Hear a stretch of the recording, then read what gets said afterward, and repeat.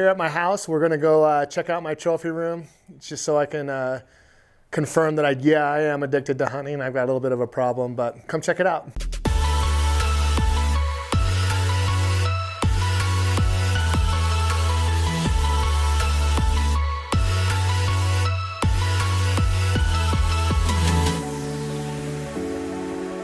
When we built this house, what I wanted more than anything was a man cave, and my wife consented. So here it is. This is my favorite place. My little place of heaven. Every one of these animals is a different memory for me, with different times of my life and different people. And so this was killed down in Mexico, old Mexico.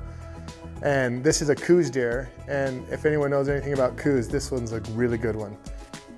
And I have friends who are like big time Coues hunters that are like crazy Coues hunters. And they call mule deer carp, and they just think these are the real deal. But what's so crazy about this is this was my first Coues deer, and those guys were a little bit disappointed that I was able to kill such a good one the first time. It's not right. Hunting's about luck, and I'm a super lucky guy, so. This warthog, aren't these things the ugliest yet most beautiful things in the world? This is also my son, Gavin, shot this warthog. So we decided to get a shoulder mount. I mean, I think it's beautiful. My wife thinks it's ugly. She might be right, but I love it. This is from the Paunsaugunt in southern Utah. And this is the first time that I took my son, Gavin, hunting. When he was 4 years old, my wife's like, take him with you in the blind. And I'm like, he's 4. He's not gonna be able to sit still. And this kid who can't sit still to this very day, when we were in that blind, was just still as a mouse. He was just so excited. And I saw a doe working off the ridge. And I said, Gavin, look, there's a doe. That's your first deer that you've seen.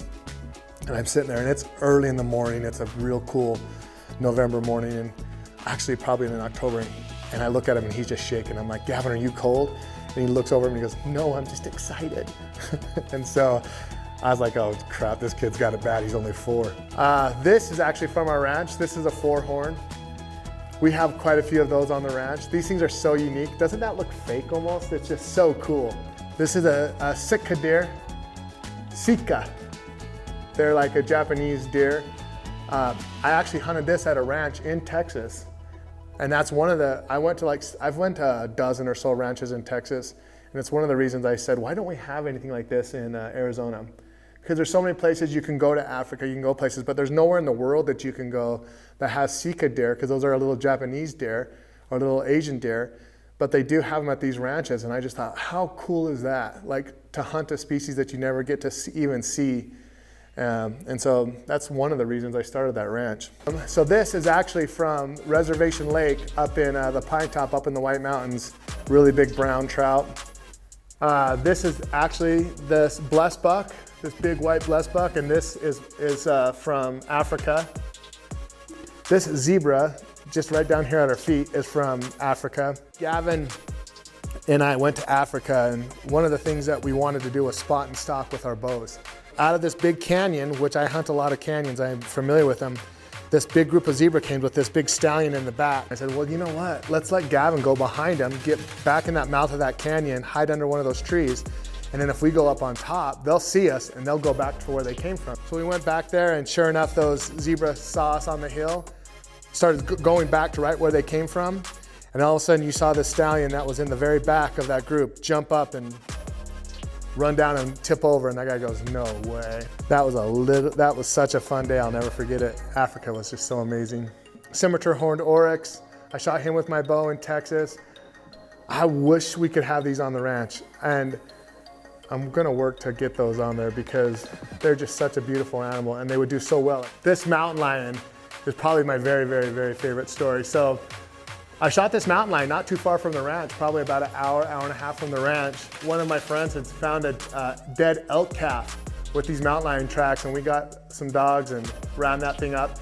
And when it was up in the thing, I just couldn't believe how big he was. I was like, those things are in the woods? Those things are like crazy.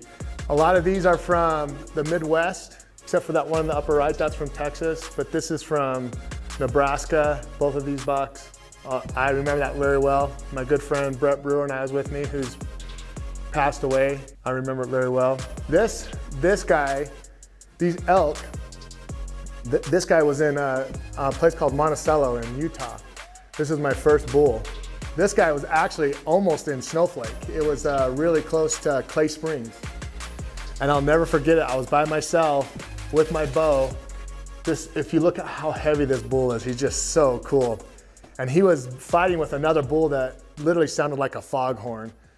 And just to get close to these guys, and in a place where I grew up hunting, and in those canyons over there by Clay Springs, I'll never forget it. So baboon, they are like in South Africa, they're almost like pests. They're almost like coyotes for us. But what I remember about this that I'll never forget is this big giant male came out, and the guy's like, oh, we need to shoot that. He's the leader of that troop, and he's been like terrorizing this whole place. And I'm like, how would they terrorize? See how big their teeth are. Their teeth are actually bigger per their size than even lions' teeth or canines. But this guy was coming, and he was literally, they have oranges out there, and those oranges are to attract kudu, because the kudu love oranges, which kudu is a big spiral-horned one that we have upstairs.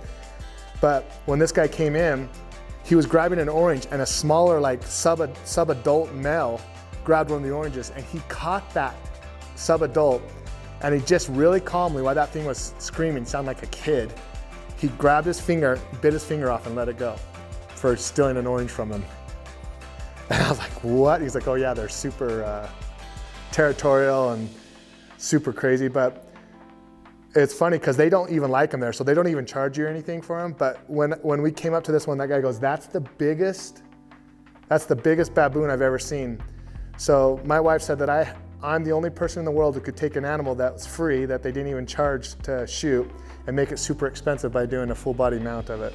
I just think they're cool as heck. They're just they're super crazy looking. Brett and his dad went up to what's it called and hunted those up in Alaska. These things are such a cool animal.